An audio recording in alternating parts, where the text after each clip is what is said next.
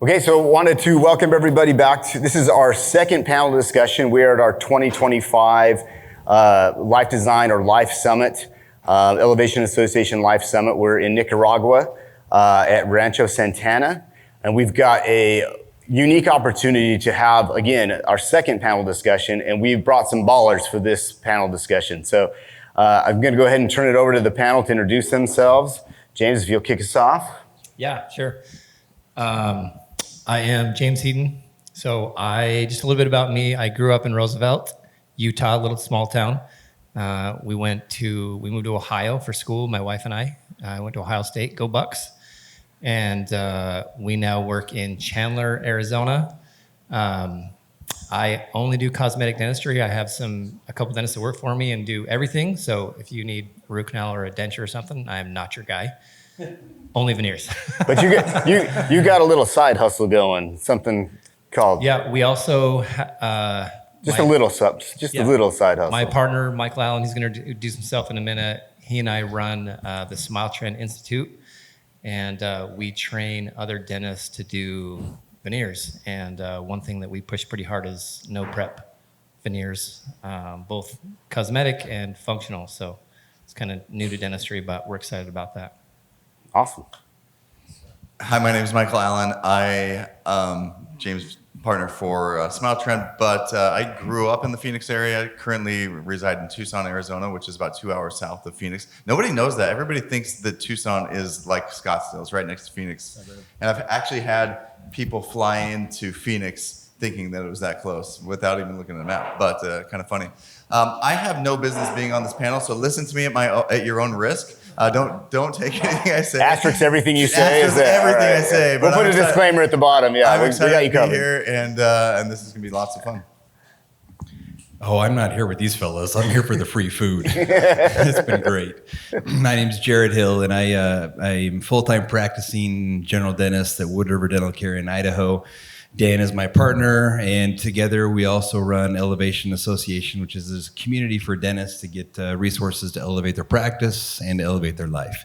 We also run another organization called Dental Legacy Foundation, which is a 501c3 nonprofit, where we're currently doing some humanitarian work over in Tanzania, Africa, which we love. And amongst all those things, we still are trying to find harmony amongst all three of those things in our families and our lives. So we're grateful to be here, beautiful Rancho Santana. We are grateful for everyone that's here in this conference participating. And it's only day 3, but I feel like we've gotten so much knowledge and impact and inspiration and rejuvenation so far that it's been an amazing conference. It's Flurbs Day, November 38th, I think today is what, according to my mental calendar. Mark? Dr. Mark Costas, based out of Prescott, Arizona, founder of the Dental Success Institute, the Dental Success Network, Smile Outreach International, Front Office Academy, host of the Dentalpreneur podcast, previous owner of 16 dental practices, which I don't own anymore, and I hung up the handpiece in April of 2023. Spend most of my time traveling for the aforementioned institutes and training facilities, et cetera, that I'm affiliated with. Colorado Surgical Institute as well. I travel a lot.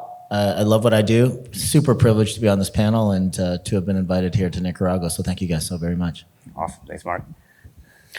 I had to follow Mark Costas. Yeah, that's awesome. Yeah, good. We put Mark in the middle for a reason. It's like a build up. Yeah. We're on the downhill now. Yeah. I'm Matt Molcock with Dentist Advisors. I often round up my purchases, and the extra goes to charity.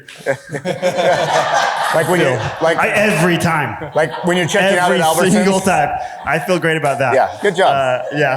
So Dentist Advisors, we work with about 600 dentists all over the country, financial planning, investment management. We like to say we help dentists make smart financial decisions. So happy to be here with this baller group for real. Wait, does that imply that dentists make poor financial decisions? Yes. Okay. So we should probably get into that. Yeah.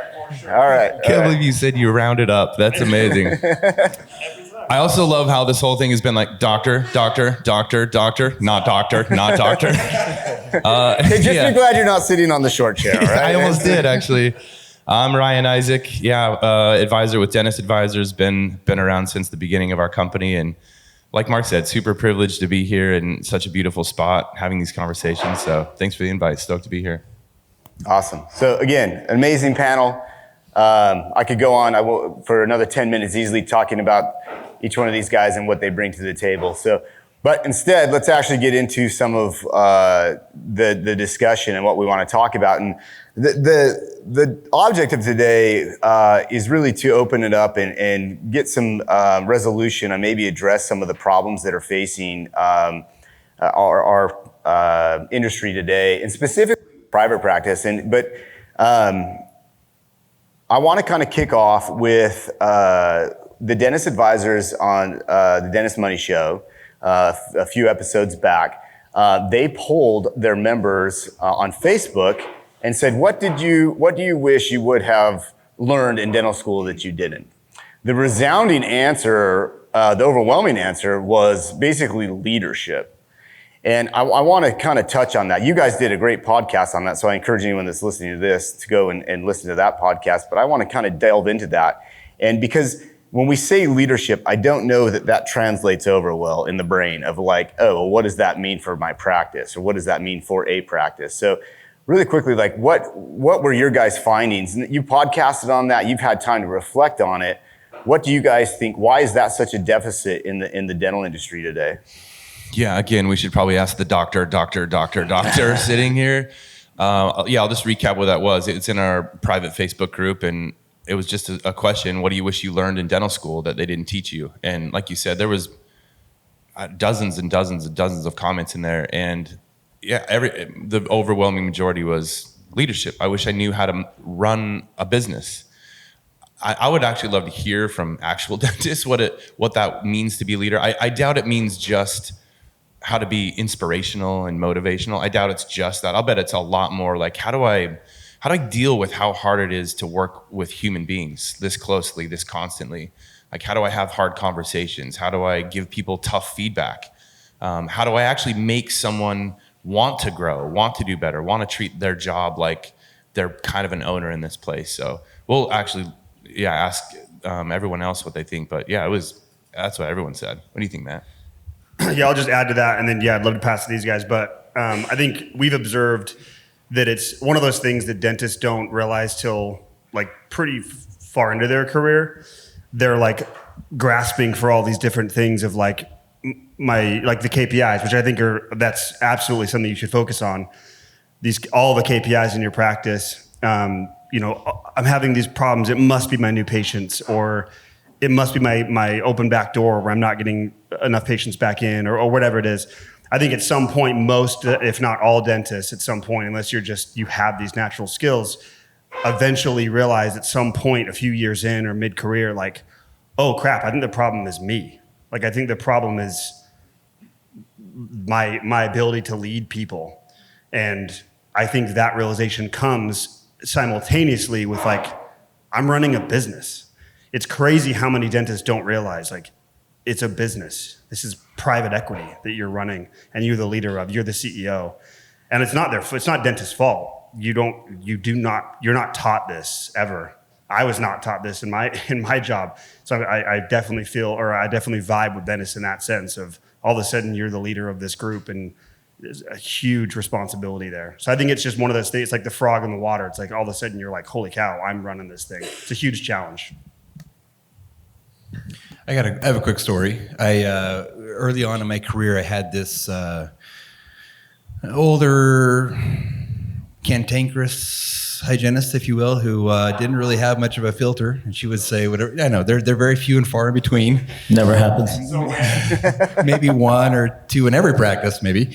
And been practicing for several years. Had worked for several dentists, and this was probably 3 or 4 years out. I bought a practice my second year out of school. I wasn't planning on it, but I was planning on partnering. But after a year, the seller doctors decided he wanted to go do something else. And so I bought the entire practice, having no idea how to run a business, but very confident that I could run it because that's who we think we are. And so I ran the business and I focused, of course, I was still getting my clinical skills underneath me. 2 years out, as you guys know, you're still learning things. You're still experiencing things. You're still having failures that now are coming back a year later or a year and a half later and thinking, man, what did I do wrong? So you're constantly focused on patient care. And so you're improving your skills. I was doing a lot of continuing education on implants, on just regular restorative dentistry materials and so forth. And about 3 or 4 years into it, I was feeling pretty confident about who I was and my skills and dentistry. And then I was approached by my hygienist. This hygienist, we were having a conversation. She said, you know what, Dr. Hill? She said, you're a great dentist, but you're a piss poor leader. Quote unquote, right? And I was like, and of course I took offense. I was like, you gotta be kidding. What are you talking about? How dare you talk to me that way? And then I thought about it. I was like, you know what? She's not wrong. I was not leading my practice. I didn't know what it meant. And that's when you think, you know, after a few years, you come to the realization like, oh man, there's a lot more that I not only could be doing, but I should be doing. Your team is clamoring for leadership. Like they want you to provide a vision for them. They want to be part of the boat. They want to have an oar and row in the same direction. But I realized I wasn't providing that, right? I was focused on my clinical skills, my treatment of the patients, and I was busy day to day. But what I wasn't doing is I wasn't engaging them with what I wanted the direction of the practice to go. And so what happens when they don't feel engaged in a vision that you set for them?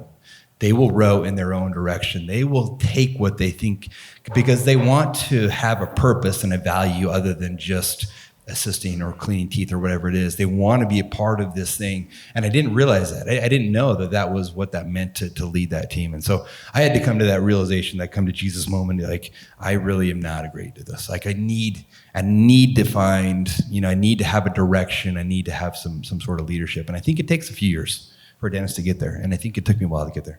Yeah, I agree.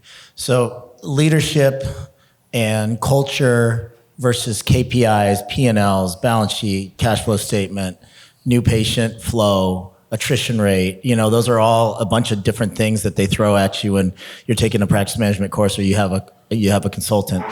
But I mean, if you look at those topics, there's right brain stuff and there's left brain stuff. There's subjective stuff and there's objective stuff. Like we were talking about KPIs yesterday.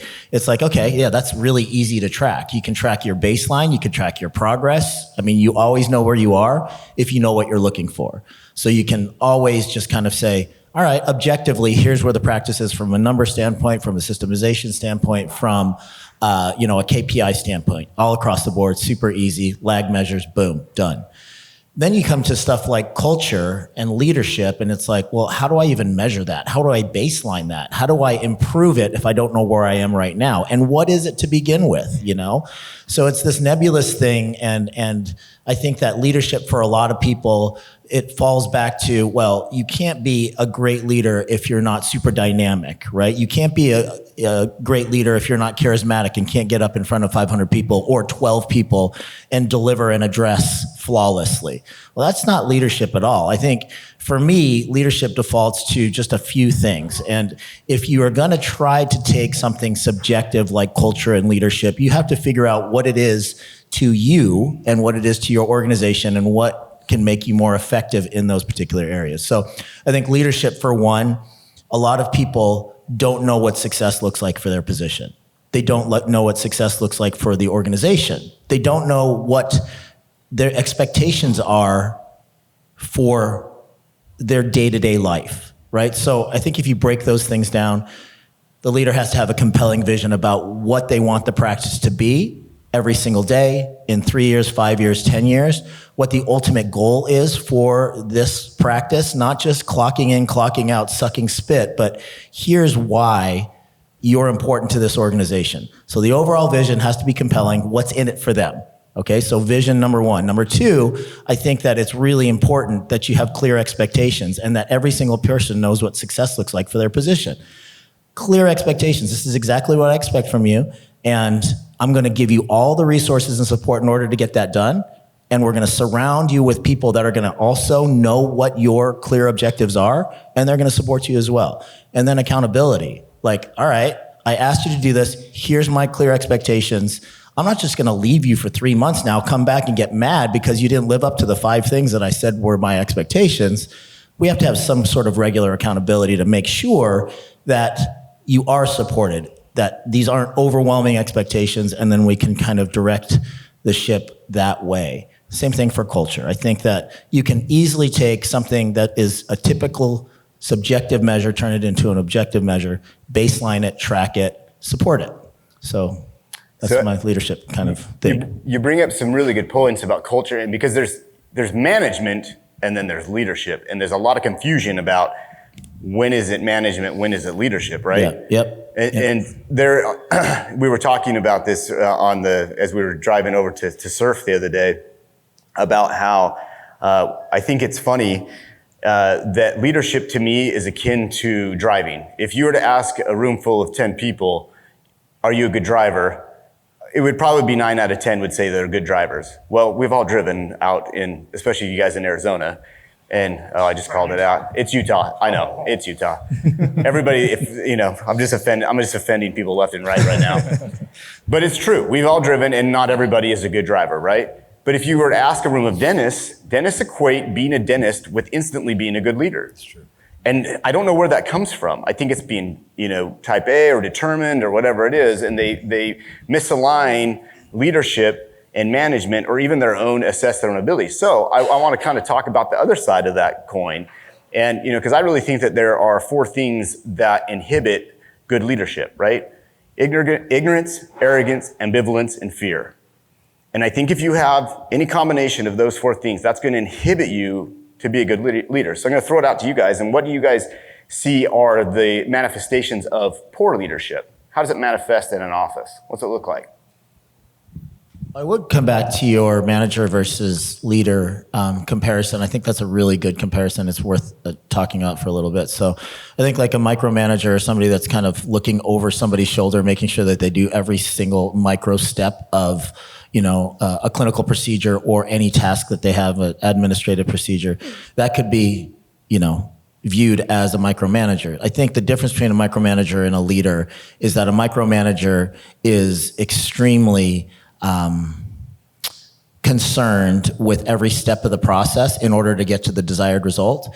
When a true leader actually says, here's where you are right now, I need you to get to over here, find the best way to do that, and I'll support you in your way. A micromanager must make sure that every single tiny little step is done their way, and I think that's a big distinction. And a lot of people, when you're trying to develop as a leader, a lot of people default to, okay, I'm being a leader right now. I'm watching everything that you're doing, and I'm correcting you every 2 seconds. That's micromanagement, and that's actually not leadership. So that's my idea of that. Yeah, amen. I think that you're talking, when you first opened this, you talked about you want to talk about this from a private practice aspect. I feel like leadership is the biggest threat to private practice because these big DSOs or the private equity, they understand that. They understand that we just want to be dentists. Like I do not get excited to manage my team, not at all. I will put that off forever and ever and ever. But if I got somebody who slides in my DMs, is like, I'm interested in a new smile, I will take time to nurture that relationship all day long, from the start of that all the way till the end, and the follow-up, and then the 6 months follow-up, much faster than I want to do leadership. And so the DSOs know this, and that's why they come, and I don't want to say they prey on us dentists who just want to be clinicians, but is that accurate? That's totally fair. You guys probably see this all the time, right? And so our lack of desire, initially when we're young, we're like, yes, we can do it, we can crush it. And then when you get into the reality of it, I feel like my time is better spent nurturing new patients than it is nurturing my team, because they know me, it's cool, like everything's going fine.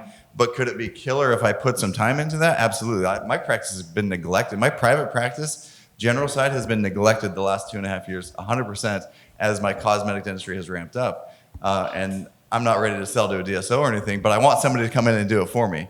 And is that what you guys do? Yes, that's what we do. Yes. Let's talk. Yeah. Sold. You have options. There's options. Yeah. But I really feel like it's a huge threat to private practice, that it's not taught in school, that we don't understand how to do it, and that there's no real, as I say, easy way to do it.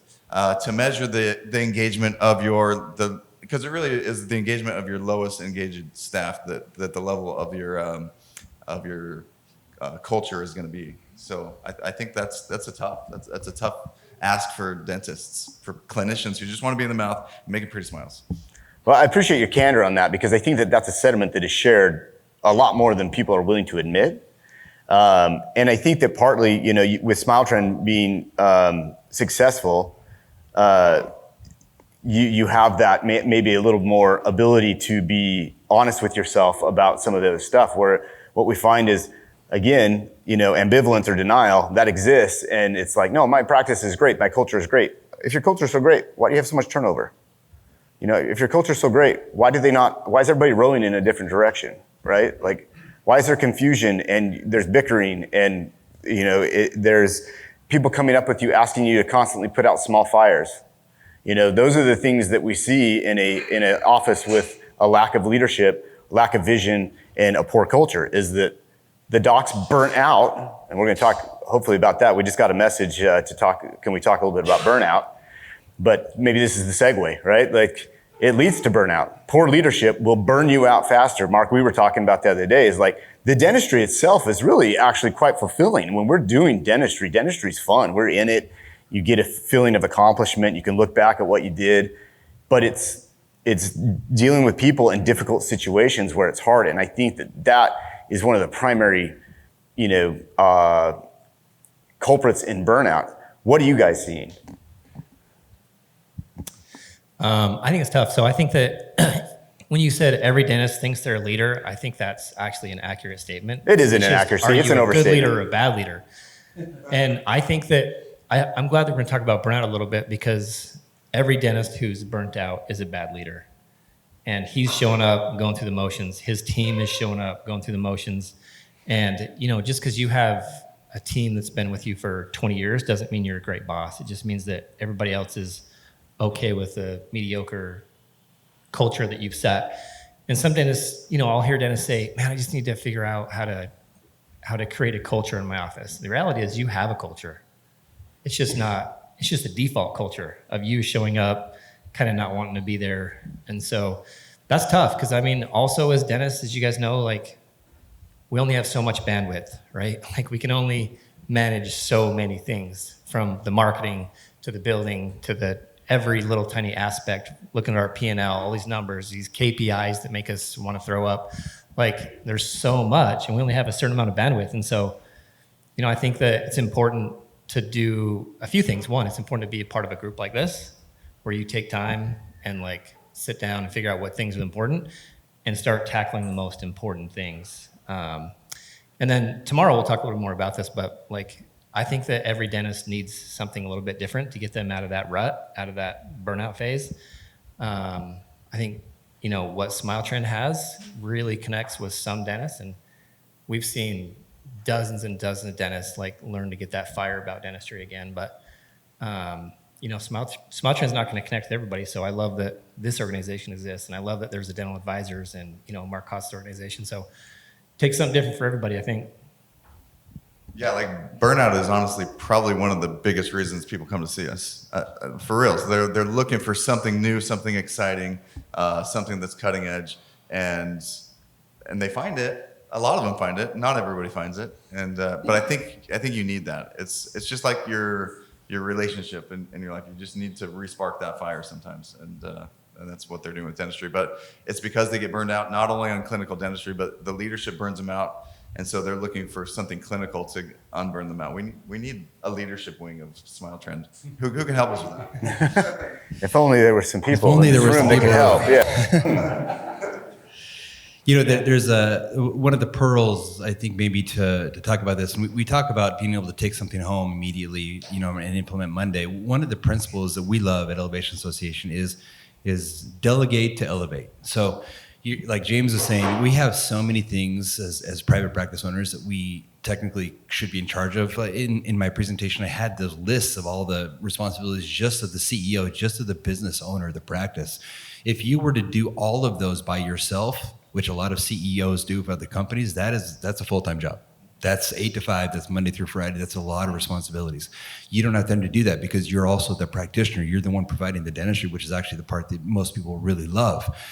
But the problem that I see with most dentists is they want to delegate without understanding what that is. So they say, I don't like X. I don't like KPIs. I don't like numbers. I'm going to hire somebody to look at the numbers, and they're going to come in and they're going to talk to my team about the numbers and set the expectations for them. That's coming from a consultant. That's coming from a coach. That totally undermines you as a leader and destroys the culture of your practice.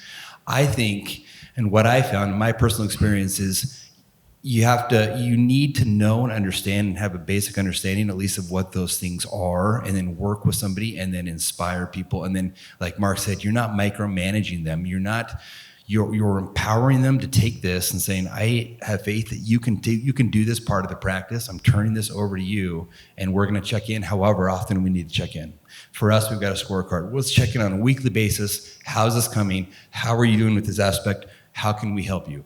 Great. What is your feedback? How can we work together? But essentially that's your responsibility. But it's not like, hey, I don't like this. You take it, run with it, and then do whatever you want with it, because that's not part of the vision of the entire practice. And I think that causes burnout as well, because that gets people rowing in the wrong direction. So it has to be, in my opinion, guided by the dentist, or by the owner, whoever the owner is, guided by the owner. The vision is set.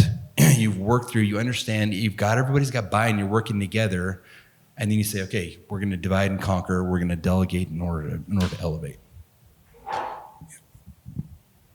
Oh, I'm so glad we're talking about burnout here, and this is why these discussions are so cool, because there's in the financial planning side of things, in the investing side of things that we deal with, there's a huge phenomenon in the field of dentistry that always baffles us as non-dentists that wish we were smart enough and had chosen to go to dental school, which is we watch people in the middle and peaks of their careers from the outside looking in, hitting all of the success. People have the income, the savings, the numbers, the million, like they have everything. And then for what seems like no good reason, they'll just start deviating into all these like side projects and side hustles. Hey, easy. Know your audience, bro. Know your audience. Yeah, not to say that. Yeah, not to say that. Pretty much everybody here, I'm like, oh, okay. Yeah, and not to say that some of that isn't worthy or doesn't end up being very productive or helpful, but so often it's baffling to us to be like, what are you doing? You have this multi-million-dollar business. You have millions of dollars in the bank, or even hundreds of thousands of dollars in the bank. You want just keep it going, and we watch people derail decades of progress, and it's never occurred to me, which isn't shocking, okay, but it's never occurred to me that so many dentists probably, that they're not trying to chase something cool or sophisticated or sexy or whatever. They're probably just freaking burned out, even at the pinnacle of success, which again, from the outside, it's just like, just coast on that thing, man. What are you doing? It's just, I'm just reflecting it, man. I think burnout probably plays such a huge role, because anyone would look at any of you guys and be like, why are you guys going into these side things? Why are you starting other businesses or chasing down these other assets when you're sitting on a gold mine, and it's probably, you're burned out. You're sick and tired. It's draining, it's depleting, and you're totally burned out. So I just wanted to observe that and say, I just learned something that will help me hopefully be a better advisor, because that was just really good insight. So I'd love to hear what you guys have to think about what that means. Oh, you're good. All right, so we talked about some numbers the first day, and there's about 185, 190,000 practicing dentists. 72.5% of practicing dentists own their own dental practice. The average dental practice has an overhead of 68 to 72, and that's excluding doctor compensation. So if you add just a regular 30% doctor compensation to that, the typical dental office is -2 to 0% profitable. All right, so you have a bunch of people walking around out there. I mean, that's the median. So half the dental ownership world is not profitable at all, and they have all of the things that come along with owning a dental practice: the liability, the risk, the stress, the management, the leadership that you have to have if you're not just an associate. And then the other half are either partially profitable to wildly profitable. So if you're looking at a bell-shaped curve, it goes left, it goes right, super not profitable, very profitable, still the vast majority of dental practices are dentists own their own dental practices. And it's heading the other way, and we'll talk about private equity and consolidation and stuff in a little bit. But my theory about burnout is the fact that most people either don't take the time to learn about practice management and leadership and KPIs and all the stuff that we're talking about. So that adds another added stress and constant fatigue of worry. And then additionally, people don't understand the seasons that it takes to get to where this panel is right now, right? So it's interesting that, I'll have a kid come up to me. I've spoken at more than half the dental schools. I'll have a kid come up to me and they're like, I want to be just like you. I want to have 16 dental practices and it seems like such a cool life. And look at you, man. You get to travel around. You're doing mission work. I want to be just like you. Cool. And I'm like, okay, what do you got going on, after your D4 year? They're like, well, I'm going to be an associate, and then I want to own my first dental practice. In 3 years, I want to own 5. In 5 years, I want to own 10, and whatever. So they have this whole thing planned out. I'm like, that's awesome. Are you married? Do you have kids? Yeah, I'm married right now, and I want to have 3 kids by the time I'm 40 years old. Cool, sounds good. So what does your work week look like when you envision all that out? Well, obviously, I listen to your podcast, Mark, and I have to believe that the 4 futures are important, and I have to have work-life balance, and I want to spend great quality time with my wife, and of course I want to go to all my kids' soccer games. And I'm like, okay, that's cool. So you want to have 5 practices in 3 years and all that stuff? That's cool, but it's not possible, right? So you have to understand that there's seasons, bro. Like, you're going to have to work. I worked 6 days a week for the first 6 years of my dental career, right? 50 hours a week and multiple practice ownership. And guess what happened? All of my personal relationships were suffering, and my wife was a single, basically, mom raising our 3 kids. So there is give and take, and there are seasons. You have to be aware of that, right? The problem is that people don't recognize that there's seasons, and the hustle season continues past the first decade, past 15 years, past 20 years, and now they're still seeing 120 new patients. They're still doing 160 recall exams per month. And of course they're going to be burned out, because additionally to that, they have all this turnover because they don't understand practice management. They don't understand the numbers. They're constantly worried. Of course you're going to be burnt out. It's not just the clinical stuff. It's a compound of owning a dental practice and the lack of awareness of where you are in your career arc, and that there is even a career arc, right? So if you're in the hustle phase, hustle, and make sure you have a discussion with your significant other that says, hey, honey, I'm in the hustle phase right now. It's going to take about 18 months to 24 months. I'm telling you right now, I am going to be exhausted. I might not be the coolest person when I come home. Give me a little bit of grace, but here's what I commit to you. Here are my non-negotiables. I will still be at all the kids, baseball, football, soccer games. I will still do date night with you 1 day a week. I commit to you to that. And if I can commit to you to that, can you commit to giving me a little grace for 24 months? And then after that, the next plan goes to this. And if you can set your life up like that with those definitive markers and know that you're in this particular season right now, and then figure out how to run a dental practice so that you can expand to bring on another provider. So the whole weight of the practice is solely on your shoulders. And then you can learn to develop an executive level team that could take all of those administrative duties off of your shoulders. Those are the things that I think decrease burnout. Additionally, after that, after you are a very successful dentist, dentistry is so much more fun if it's optional. It's so much more fun if you're seeing the patients that you want to see, doing the clinical procedures that you want to do, and then the rest of the practice can go to another associate, or you can just limit your practice to whatever it is that you love to do. And then you can go and do missionary work, and you can work on your purpose and stuff like that. But a lot of kids are like, I want to work on my purpose day one, and they don't recognize the seasons. They don't recognize the fact that they have to educate themselves as far as practice management in order to avoid that burnout.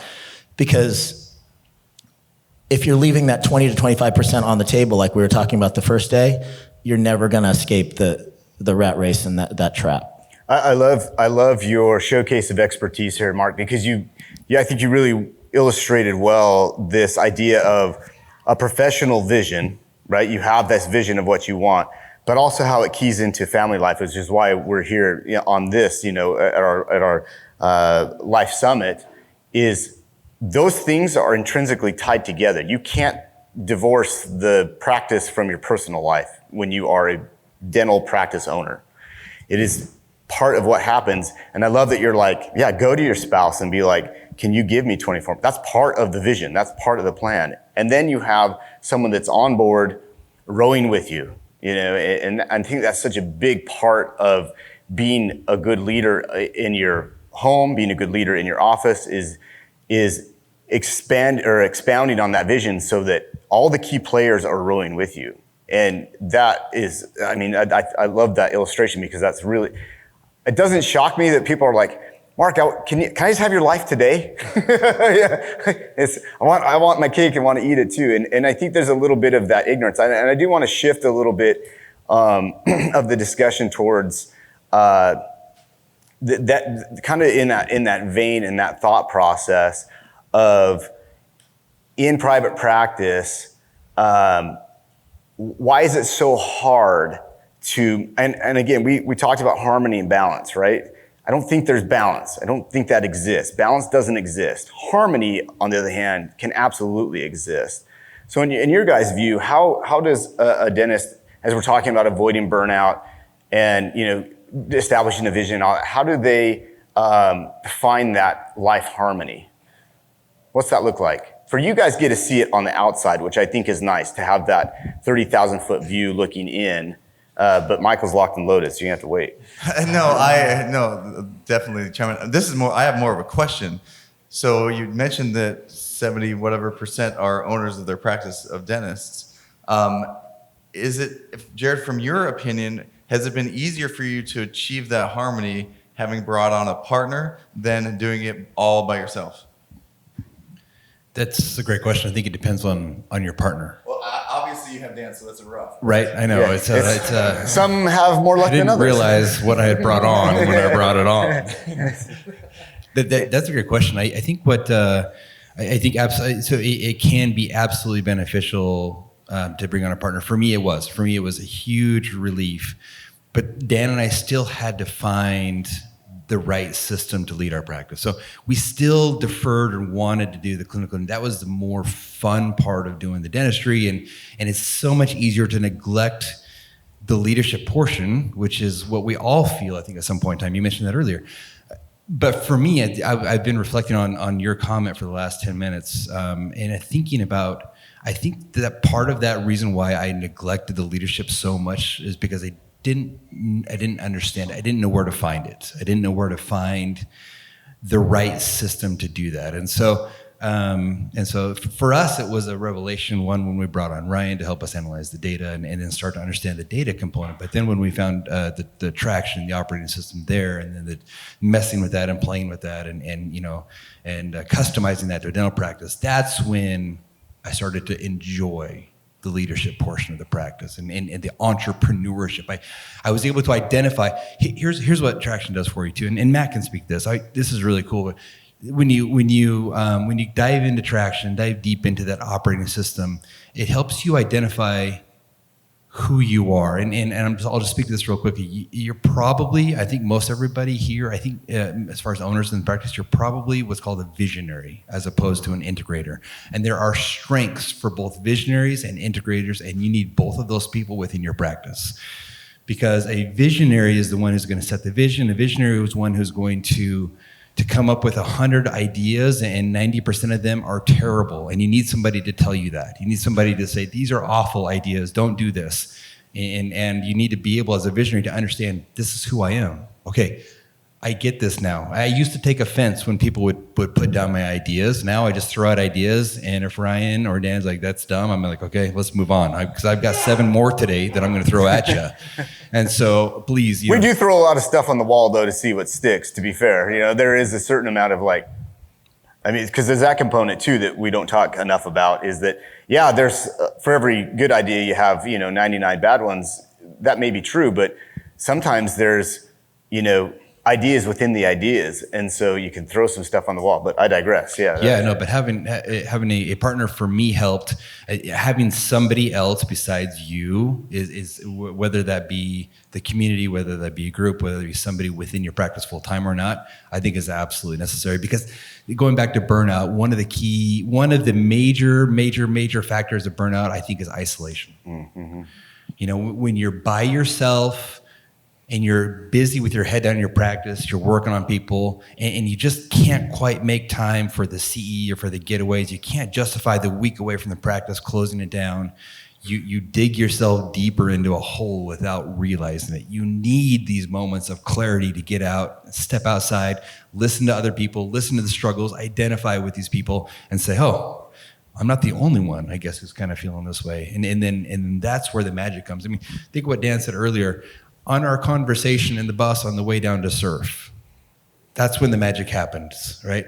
While you're sitting by the pool, that's when a lot of these things happen. When you're hovering out there on the surfboard, waiting for the wave, having these conversations, that's when a lot of the magic happens as far as inspiration, rejuvenation for leadership. So it just really helps with burnout. That's why we have, these things are so important. Jared, while you're on, while we're talking about partnerships. Nicole said, I imagine that a huge part of success with a partner involves having a shared vision. Oh, absolutely. And I think what was interesting is I think we lucked out, honestly. Dan and I lucked out as far as,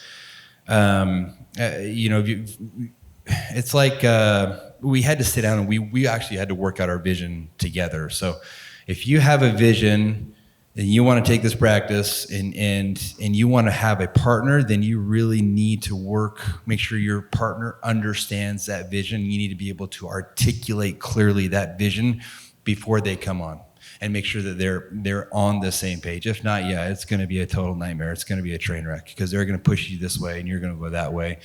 Half the staff is going to choose this way, and the other half staff is going to choose that way. And now you're in this ugly divorce a couple of years later, which I think happens so many times. That's why partnerships don't work out, is because you don't have the clarified vision before you go into it. A clarified, articulated, written down vision.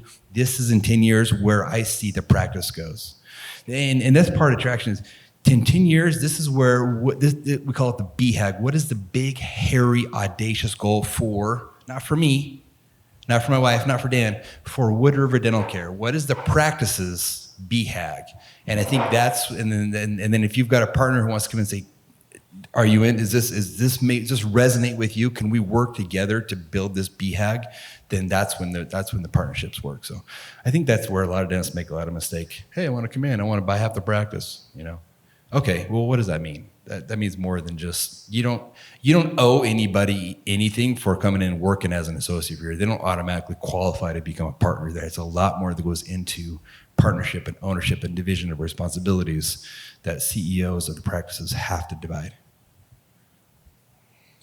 I just want to highlight that Ryan and I are wildly selfish. We're sitting over here being like, this is such good podcast material. Like this is such good insight.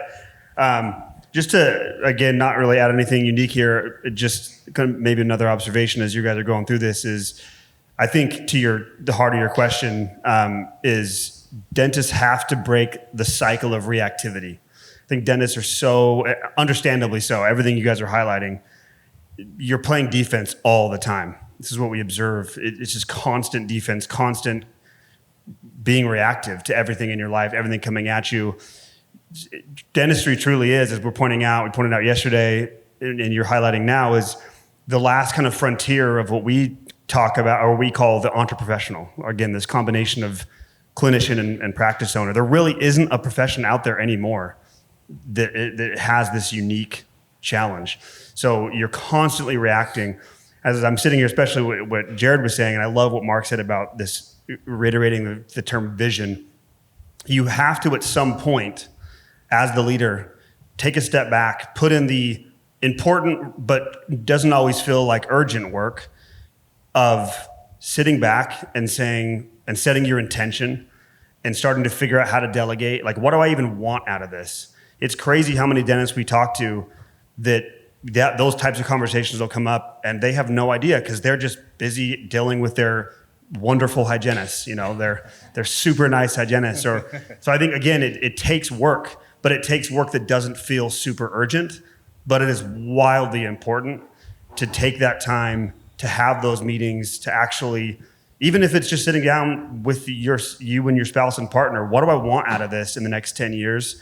It's amazing how just that alone, and as some type of operating system built around that, it's amazing what will change pretty quickly when you start playing offense and not just sitting and playing defense. Yeah, it's interesting, right? How a lack of vision, a lack of leadership within a practice transforms a dentist into a fireman, because all they do all day long is put out fires. And ironically, that leads to burnout, right? So we really believe, and this will probably be, a somewhat shameless plug, but to compete with the landscape in dentistry is 100% changing. If anybody thinks otherwise, they're fooling themselves. We're seeing a huge shift in the market and where things are going. We're watching a big transformation, and there are still a lot of docs out there that want to own their practice. There's so many perks that come with practice ownership. It's so incentivizing, and there's so many benefits to it that they should want to have practice ownership. But there's a big asterisk next to that,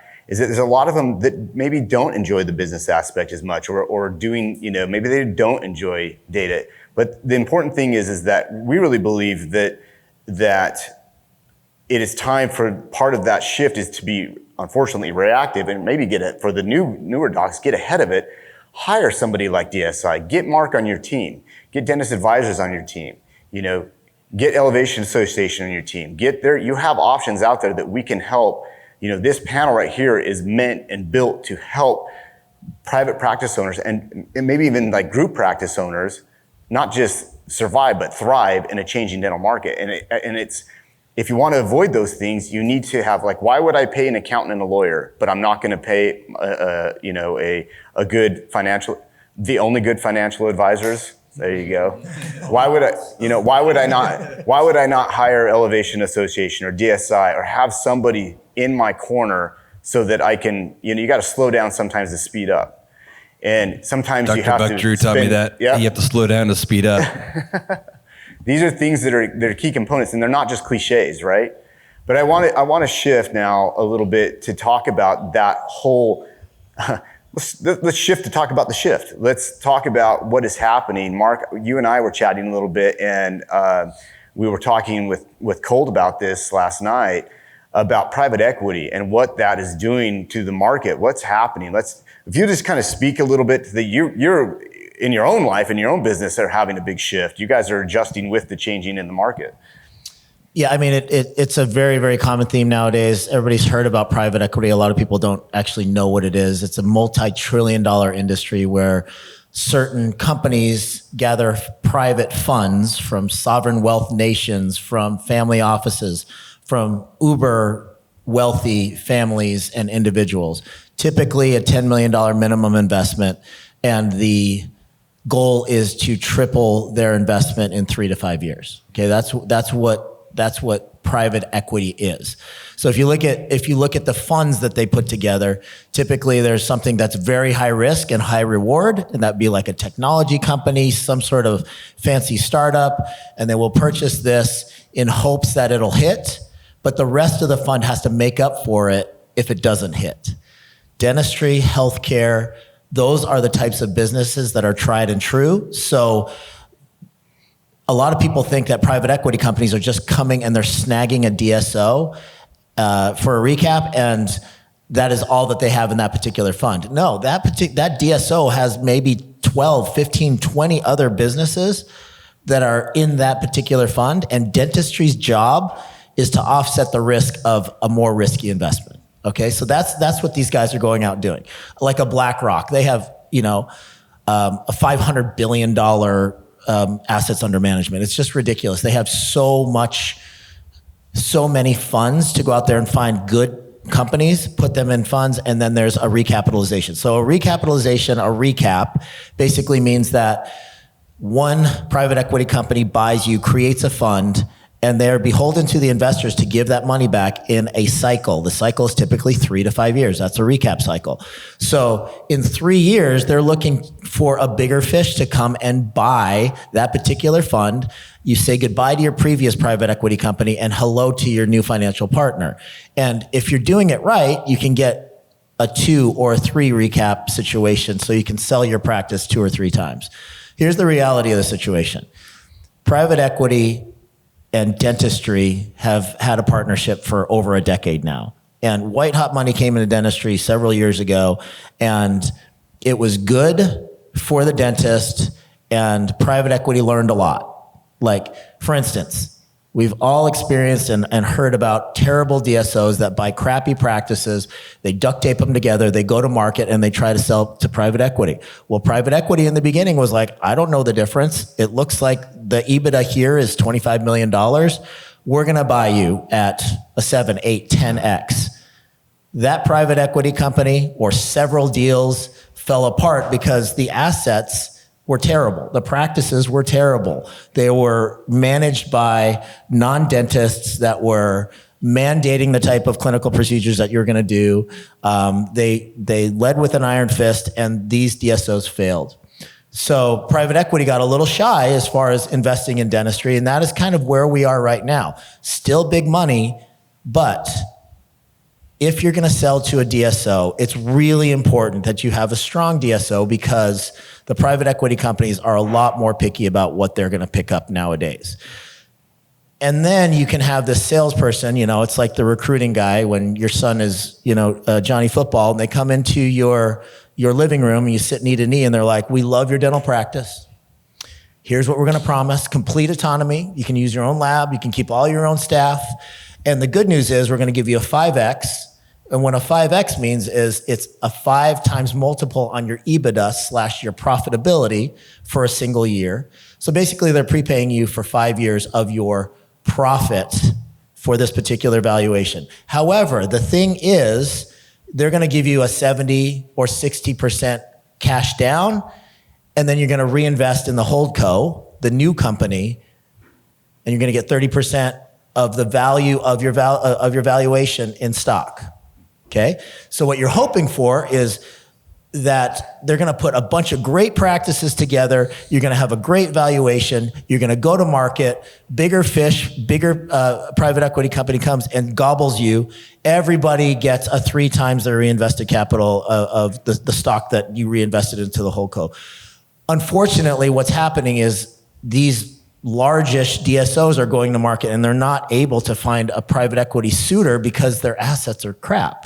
The practices that they put together are crap, or the doctor has 70% of this 5X valuation and comes and lives in Nicaragua and leaves the practice to an associate that runs it into the ground. So a lot is happening right now.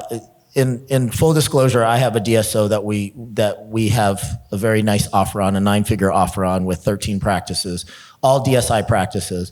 And we have a pledge for several $100 million more to buy good practices. What's different is that it was difficult for us to find a buyer because of the number of times that private equity has been stung by bad DSOs. So the recap market is a little shaky right now. But if you have a good asset and you find the right DSO, you can really, really do well from a financial standpoint. But the deals are fewer and far between. So there's maybe 2 or 3 or 4 legitimate DSOs out there that are going to be able to easily get recaps over and over and over again. But these outliers, you got to be careful because these people, the business development vice presidents, are out there to sell you a bill of goods. They'll give you that first 60%, but that remaining 40% is whether or not you get it at all. And I know that you guys probably agree with me. Everybody's selling the recap. Who knows if the recap's ever going to happen? But there are certain DSOs where the recap does happen, but those are the rules of the game right now. Sorry, that was a lot of words. That was super informative. I think excellent. Let's. I'll just add one thing as far as a factor here that we're seeing as well. A macroeconomic factor being, and what Mark said is 100% true of what we saw from like COVID through, just after COVID, the cost of capital went way up. So we were dealing with an environment where cost of capital was basically nothing. It was literally zero. A lot of these groups are highly leveraged. They're using cheap debt at one point to leverage up to go put together a fragmented industry, which is dentistry. That is a perfect environment for private equity. Take fragmented industry, try to consolidate, create efficiencies, recap, as Mark's saying. It's a really easy environment when cost of capital is nothing.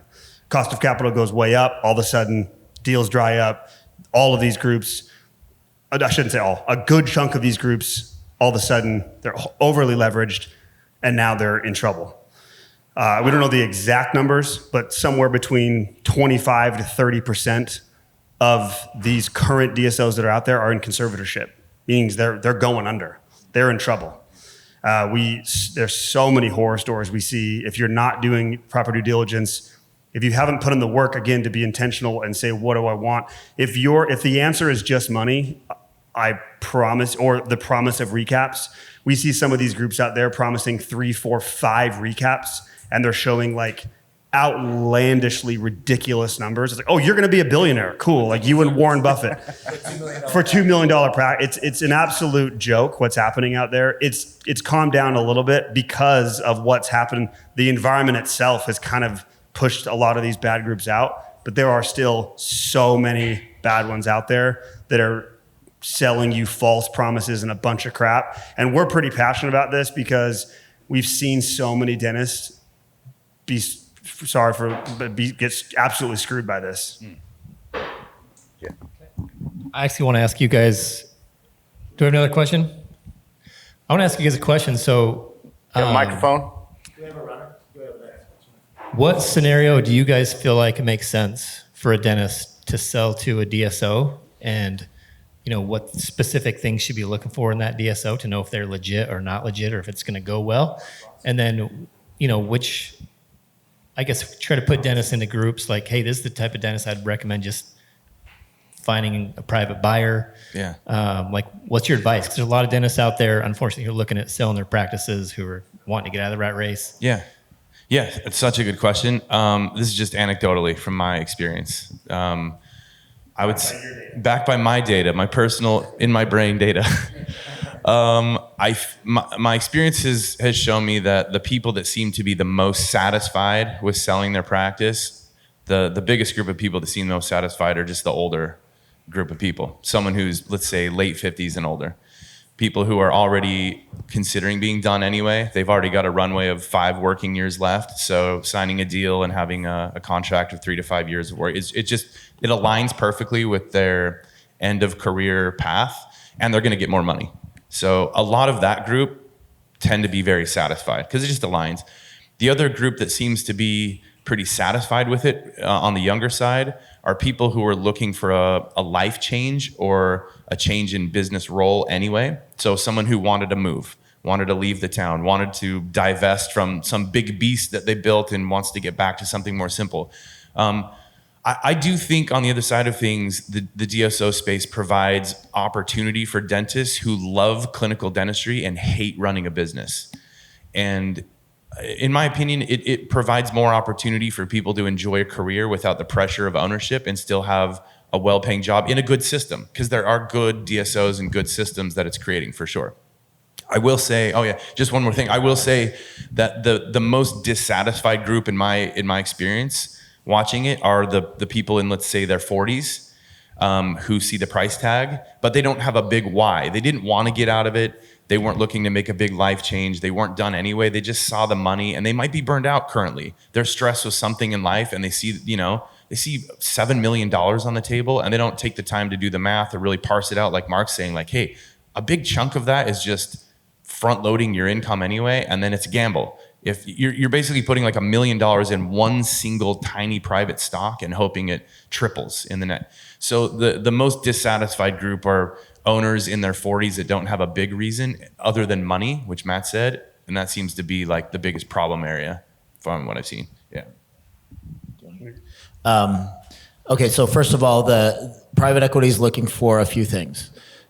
Typically $400,000 plus an EBITDA. So if you're looking at a $2 million gross revenue practice, that's at a 50% overhead. excluding doctor compensation, 50 plus 30 is 20. So 20% overhead. That's a very, very well-run, largish practice. That's $400,000. That's typically for a good DSO, that's the low end of what they're looking for. Minimum of 7 ops, so you can have multiple providers, because they don't want to buy a single doctor practice due to the vulnerability of that, that key man risk. They're not gonna buy that. Typically in a growth area, typically non-Medicaid, every DSO is slightly different. I think that I've seen it a little bit. I agree with you, and I think that people that are the safest and it makes the most sense for, in a lot of cases, are late career dentists.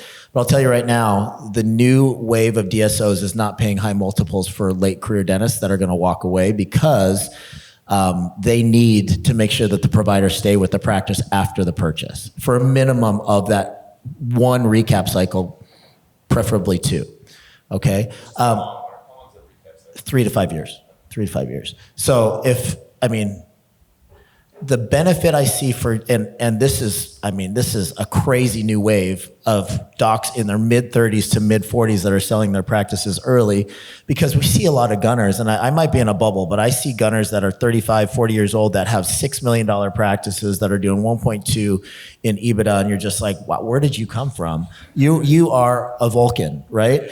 And they're getting offered an 8 times, so even if they only got the first 70%, they're looking at life-changing money. If they are a good steward of that money, and they're still, producing $1 million a year, they're making $300,000 off their dentistry for the next 3 years, and they have, $12 million in the bank pre-tax. And then they talk to guys like this, and they put that money to use, and then they have the dividends for life, and they have the ability just to focus on dentistry. I will say one more thing, I know that I could talk about this for days, as you know, but I will tell you that is a fallacy. They will sell you. They're going to tell you that, hey man, if you just want to do what you love doing, if you love that clinical dentistry, and you don't want to deal with people anymore, you don't want to deal with supplies anymore, you don't want to deal with management, that's a bunch of BS, because they are going to leave you alone, with the exception of a call from a regional manager that says, hey, your numbers are low. You better fix those. See ya, click.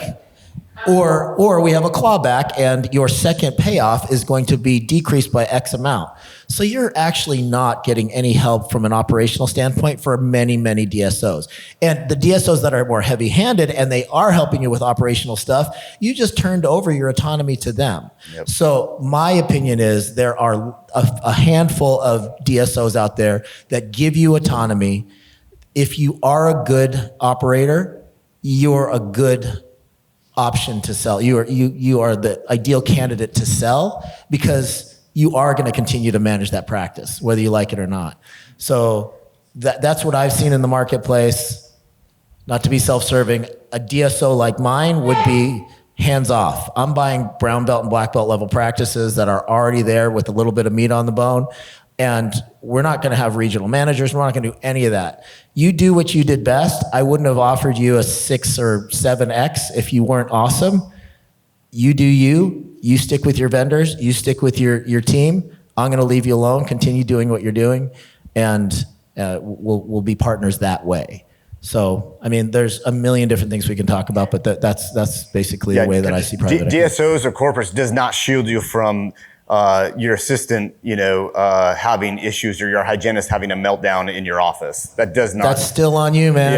Yeah. All of that is still on you. Michael's like, all my plans have just changed. Shoot. To this point, this is such a good discussion. But this creates a bit of a paradox here to this question, because what we've observed, Mark's 100% right, which to maximize value from a DSO, to actually have it be worth it if you're younger and not just use it as an exit strategy, you have to be the doc who is running your business, your practice, like an actual business. It's the ones who are tracking profit margin, who are delegating, who have built an actual business, that are operating a business like a CEO. The paradox is, so you might get max value there, but those are the dentists that I'm like, why would you sell this thing? And they're usually the ones that are not burned out, because they've actually implemented an operating system. They're actually running a business. so again, it creates this kind of like the ones that are selling that haven't put in the time, effort, and work, that are living in reactive mode, that are they basically just own a high-paying job, and they think this is their beautiful exit to a different life. I promise you, it's not. I've yet to see a dentist in that situation come out of it feeling good, because to Mark's point, you're still doing the same thing for less money, and maybe the recap works out, but a lot of times it doesn't. And so this paradox, and I just had this recently with a client back east running a insane practice, got approached, went through the whole process, working with a broker, down to the final 1 yard line, and we had a conversation. It was a good deal. It was a pretty good deal. And we had a final conversation of like, do you want to do this? And he was, after this back and forth, I asked him a bunch of questions. And he was just like, why would I sell this thing? I'm not stressed. I'm happy. I've put in all the time and effort to run this amazing business. It's a cash cow. It's great. I'm working 3 days a week clinically. He built the life he wants. And when he took a step back, he was like, yeah, it's good money, but like, I'm feeling good. So he turned down the offer. I got yelled at by the broker, legit yelled at, called me up, yelling at me. But again, I just want to highlight this paradox that is created, that if you're already running the business you want, you almost every time are better off continuing to hold that asset, in my opinion, in my experience. I think that Ryan brought up a really good point, and I think you have to be in the right headspace, and you have to be doing it for the right reasons, right? So I think that if you're extremely burnt out, or you hate the operations, and maybe you're failing from a health perspective or something like that, and maybe you have a very strong associate-run practice, it could be a great option for you. There are risks involved with maintaining a large operation. I mean, for a lot of people that have 2 or 3 associates, I mean, really, you're one death in the chair clinically, or one sexual harassment claim away from a significant decrease in the value of your operation. So there are risks to continuing to hold. It's not like these things are ever passive. So if you're done with, or you just want a defined end date, I refuse to get in a debate, because you're right. And there's 2 right answers. There's many right answers. I had a very spirited debate on the Say No to DSOs podcast, just because they were very, very skewed in one direction, and they refused to open their minds to my views. But yeah, there's more than one way to skin a cat, and there's great times to sell, and there's times when you should probably hold. Can I add one thing? And I love this, Mark. I don't consider debate, just more of a discussion. But one thing I will say to your question, and we come to this idea of like maximizing value. When you are ready, when you are in the right headspace, and you are going to go that route, because a lot of times it will get to a place, if you've treated your practice like an actual business, and you're going to exit, you might be at a place that your only way to exit is a DSO, because you built such a practice that you can't parse it out. There's no buyer in the private market. Not to mention, not only will you have maximum value, but the different things they add to a contract are usually way more in your favor. I'll give you an example. Talked to a guy in California. He built something like a $5, $6, $7 million collecting practice, killer profit margin. He was older. He was in his mid to late 50s. He was working 0 days clinically. He got the highest multiple you could get. I don't remember exactly. It was on the high end of the spectrum. 0 work back. They literally bought his practice and he walked away. Mm-hmm. So again, if you're going to go down this road, I agree with Mark. You got to be in the right headspace. The planning starts well before the conversation with the broker or the DSO starts. Years before. You got to build the practice that's viable, that can actually maximize your value, right, and give you the most benefit of being able to be like, I'll just walk away. In that scenario, I think it could make a lot of sense. I mean, thank you so much for bringing that up. You're so right, Matt, in that you can price yourself out of the market. After you have a certain size practice, a traditional lending institution is not going to lend to 1 or 2 doctors to buy a certain size practice. Typically, it's about $2 million. So if you have a $4 million practice and you want to get out of that practice, you've actually handcuffed yourself, right? And, the prognosticators are saying that we're currently at 72% practice ownership, which is 38% consolidated. The prognosticators are saying in the next 7 to 10 years, we're going to be 50+% consolidated, which means you have two things working against you. You have the size of your practice if you built a behemoth that you can't sell to a single practice. So you're looking at maybe something exotic like selling a share to each of your 3 associates if they want to buy it. Secondarily, you're going to have to sell to a DSO. And if you're going to sell to a DSO and you wait too long, then that's going to decrease your multiple because they want to buy from younger docs so they can stay and continue to produce a lot of dentistry. So there's a couple of different things that you have to consider. And the third thing to consider is that my valuation is going to be much higher to a DSO than it is going to be to doctor if they happen to qualify to purchase the practice. So there's a number of different things that you have to consider. Like if I'm going to wait 10 more years because this thing is pumping out a lot of cash, you just have to do some math. Like, okay, here's my EBITDA over the next 10 years projected. Here's my windfall right now. It's taking all the risk away because it's cash in hand versus cash that's going to come in over the next 10 years. Lots of different things to consider. Yeah, I just want to say a non-financial thing. Mark, you brought this up. You built a whole business on this. Elevation's built a whole business on this, which is there's a lot of things that go on in our lives that make us feel like we have to make certain decisions. You were just saying maybe you're burned out. Maybe you're really unhealthy. Maybe your relationships suck, It's so worth taking the time to try to explore a broader area of your life. The mental, the physical, the relationship side. Yesterday we had a conversation where, James, you're saying like, I had a goal to be done at a certain age, which is coming up. And then all of a sudden I switched the thing I was doing in my practice. Now I don't even want to be done anymore. And I think it's so important. And you were just saying this, like explore the big, broad areas of your life before making these huge decisions, because you might find that all you really needed was like to stop doing all this other stuff and just do veneers. Or, maybe step out a little bit and hire some better clinicians, or just do a bodybuilding competition, and then the rest of you, or not, and then the rest of your life. So I like that you brought that up too, as a kind of a non-financial piece to improve other areas of your life and then see how it all feels before making huge life-changing decisions. Dr. Clark. Do you think you could speak a little bit to like the direction that DSOs are going, in that it doesn't seem like it's a sustainable market model? We had someone come to the AAE, just for those who are listening, I'm an endodontist. So we had someone at our annual session come from BlackRock and try to pitch us on the idea of a DSO. And he's doing a good job trying to show us, this is how the model works. And he put up this slide that showed, this is the company, this is our division of BlackRock that owns these Tioramas or Jiffy Lubes, rather. And this is the model that we're trying to apply to dentistry or to endodontics. And the thing that hits me is I'm like, we're not Jiffy Lube. You can't pick up somebody from the street and get them to work and change oil. You have to have a professional. And not only do you have to have a professional, you have to have one of the most type A gunner professionals that exists in the United States that is going to go through these, because we have a vision of what we want. And oh, by the way, we're going to pay you as a W-2 employee instead of being able to run your own business. So you're going to take a 20% hit there. Oh, by the way, we're going to pay you 40% instead of 60% of take home. And so you're looking at like massive amounts. And the only thing that they can offer is, we're going to make you more profitable. How are you going to do that? You're going to see more patients. I'm like, this equation doesn't really add up. And I think, again, there's no stupid people in the room.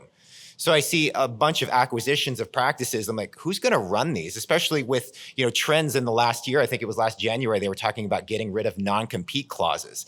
It's like, from an endodontic model, I can open up a practice across the street for $200,000 and I'll recap that in 8 months, just with the difference, probably more like 6 once I'm established. So how is there, is this just the Titanic that's barreling towards the iceberg? It's going to sink, it's inevitable? Or is there something in the line with DSOs that is going to give them a staying power where they don't just implode in the next 6 years? Okay, great question. And you're absolutely right. I don't understand the consolidation of, say, endodontic practices or oral surgery practices or even pedodontic practices, because that level of skill. And I mean, it's not like an unlimited supply of providers that are going to keep this wheel moving, right? So I agree with you when it comes to specialty. I don't know why they dump so much money into these oral surgery conglomerates when they're graduating 250 oral surgeons a year, right? It's unbelievable and completely unsustainable. Same with endo, completely unsustainable. However, private equity is not new and they've been consolidating. The problem is that there's two different ways to increase the value of a DSO. You can purchase EBITDA, which means that they're just going to go buy more practices. And something that's $10 million in EBITDA is a lot less valuable than something that's $100 million in EBITDA. So they're not only concerned with same store growth, they are concerned with that to a certain degree, but they can continue to add value to this DSO by just buying more EBITDA. And I'll tell you, you know, as somebody that has a DSO that has an offer, they not only offered a very high premium for our DSO, they also offered several $100 million for me to go buy more like practices, just like those other ones. So they're not going anywhere. However, I do see exactly what you're talking about. At some point, we're going to consolidate ourselves out of supply, which is exactly what medicine did. So medicine, on the other hand, has 1.2, 1.3 million physicians in the world. They are 70% consolidated, right? So they have the same number, roughly, of private medical practices as we have as private dental practices, but there's 1.3 million of them. So they have consolidated themselves to death, basically. So there is something to consider about, is this good for the industry or not? Do I go with the wave of hot money or do I fight it? And then you have to think about things like, am I going to wait too long? Are my valuations going to be much less if I wait too long? Am I going to be able to sell this practice to a private buyer or not? That's kind of the checklist of things that you need to ask yourself. But a very good point. Do you want to go? Go ahead. No, I was just going to say, it brings up a great question. Is there some sort of moral obligation that we should feel as general practitioners or as dentists to our future profession? What is this going to do to general dentistry and upcoming professionals who want to enter this profession? Are we going to, or is it like, you know what, this is what's best for me, I'm going to do this, this is how I'm going to capture the most money? I think that's a moral question that's difficult that everyone needs to ask themselves, and I don't have an answer to that. I don't know that. And to your comment earlier, you're right. The room isn't full. The profession isn't full of stupid people. But often we bury our heads in the sand. Often we look at things one way. Like Mark was saying, you get on a podcast and you fight for one direction. If you're not allowing yourself to see both sides of the coin, then you make a very one-sided decision, which could be more detrimental than expected. I would also say for anybody watching this who's thinking, oh, maybe I should look more into a DSO or a sale of a DSO, I would say you need to understand first what your EBITDA is, the difference between profitability and productivity and collections and revenue. You need to understand the ins and outs of your practice, because if not, you will be